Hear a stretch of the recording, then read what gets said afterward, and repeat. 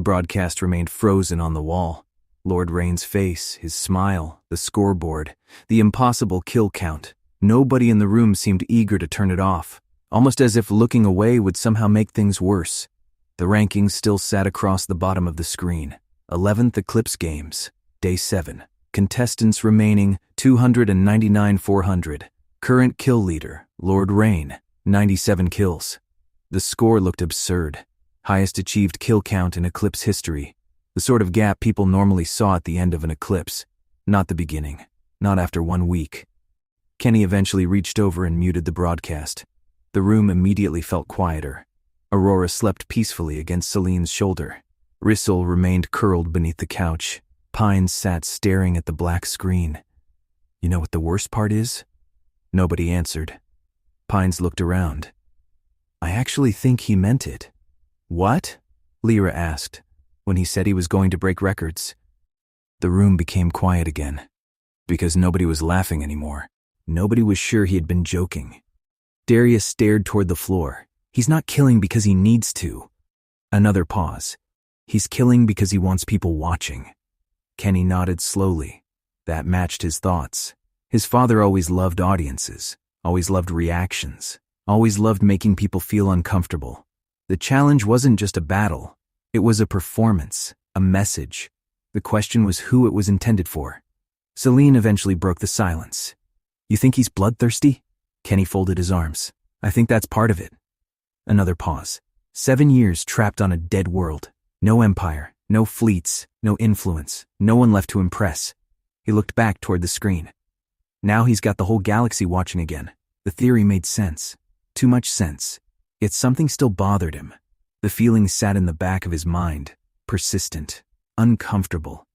Darius eventually spoke, if it was just bloodlust. The old warrior shook his head. He would have done this years ago. Kenny looked over. Darius continued. If he wanted to kill people, he could have attacked colonies, merchant routes, civilian worlds. He didn't. The room slowly followed the thought. The old warrior pointed toward the screen. He entered Eclipse. Another pause. The most visible place in the galaxy. That wasn't random. Kenny suddenly stood.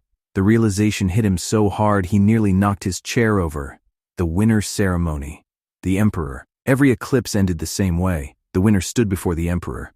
The winner received their prize. The winner stood closer to the Emperor than almost anyone in the galaxy ever would.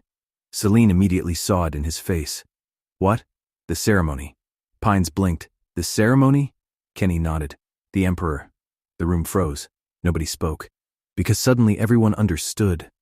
Darius swore, quietly. The old warrior rubbed his forehead. Of course. Lyra looked horrified. You think that's why he's there? I think it's possible. The words felt heavy. Lord Rain had spent years trying to hurt the Emperor. Trying to undermine him. Trying to destroy him. And now he was suddenly inside the one event nobody could interfere with. The one place protected by tradition. Protected by fairness. Protected by public trust. Pines leaned back. I hate how much sense that makes. Nobody disagreed. For several minutes the discussion went in circles. Possibilities, scenarios, contingencies.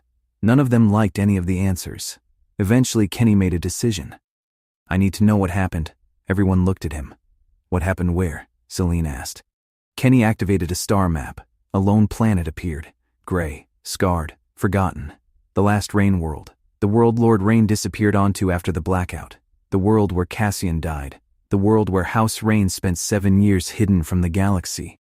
The room became quiet. Because everyone immediately understood. That planet represented 7 missing years. 7 years nobody could explain. 7 years nobody understood. 7 years that transformed Lord Rain from a defeated tyrant into whatever he was now. Darius slowly stood. I'll come. Kenny nodded. The old warrior looked at the planet, a strange sadness appearing in his eyes. And if your father left answers anywhere, they'll be there. The decision happened quickly after that. Pines offered to come. Kenny refused. Lyra offered surveillance teams. Kenny refused. Celine suggested a security escort. Kenny refused that too. The entire point was to arrive unnoticed, to investigate quietly, to see what Lord Rain left behind before anyone realized they were there. Hours later, the stealth vessel launched from Reach Prime. No escort, no announcements, no fleet, just Kenny and Darius. The stars stretched around them as the ship entered jump space. For a while, neither spoke. The silence wasn't uncomfortable. It was thoughtful. Both men were thinking about the same person. Eventually, Darius broke it. "Your father loved that world." Kenny glanced over. The old warrior remained focused ahead. It wasn't pretty. Another pause. It wasn't rich. Another. It wasn't powerful. Another. But it was the last thing he truly controlled. Kenny listened. Darius sighed. After the blackout dot, everything else fell apart. Not that world. The stars reflected across the cockpit glass. The old warrior's face looked older than usual. He stayed there, refused to leave, refused to surrender, refused to admit he'd lost. Kenny looked out toward the stars. That sounded exactly like Lord Rain. Eventually, the jump ended. Space returned. The planet appeared. Both men fell silent. The world looked dead, not destroyed, not shattered. Dead. The difference mattered. Cities remained visible from orbit. Roads, infrastructure, spaceports, entire continents. Yet there was almost no light, no movement, no traffic, no life. The world looked like civilization had simply stood up one day and walked away. Darius stared. Longer than Kenny expected. The old warrior looked genuinely disturbed. "Something's wrong." Kenny glanced toward him. "What?" Darius pointed. "The lights." Kenny looked. At first he didn't understand.